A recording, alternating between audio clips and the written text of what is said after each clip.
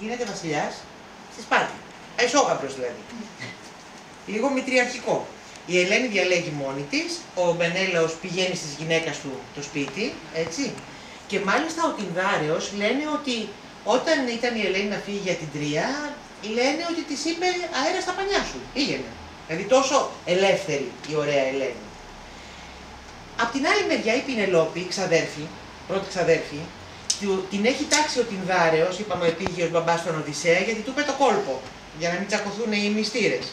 Η Πινελόπη φεύγει να πάει, την τάξανε φυσικά, έτσι, πια θα διάλεγε, ωραία Ελένη ήταν. Φεύγει λοιπόν με τον Οδυσσέα να πάνε προς την Ιθάκη. Ο πατέρας της στο μεταξύ κάπου στεναχωριέται και την ακολουθεί και της λέει γύρνα πίσω και την ακολουθεί και την ακολουθεί και την ακολουθεί.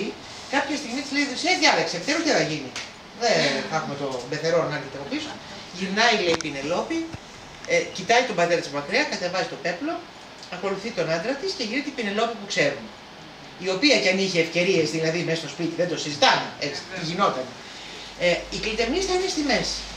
Είναι αυτή η οποία είναι από μια γενιά μητριαρχική, η οποία έχει υποστεί τον φόνο του άντρα της του πρώτου από τον Αγαμέμνονα, τον φόνο του παιδιού της του πρώτου από τον Αγαμέμνονα, τον βιασμό της ουσιαστικά από τον Αγαμέμνονα, το να την παραδώσει ο πατέρας της τον Αγαμέμνονα, όχι θα πας με τον καινούριο σου άντρα, το να τη σκοτώσει το παιδί, η οποία δεν μπορεί ρε παιδιά, κοπανάει. Και το θέμα είναι ότι όταν έρχεται η ιστορία των Ευμενίδων του τέλους, δικαιώνεται ο Ορέστης. Δηλαδή η Κλειτεμνίστα δεν δικαιώνεται. Και ποιος βγάζει την απόφαση, την τελική, η Αθηνά. Η οποία τι είναι μια θεά που δεν έχει μάνα.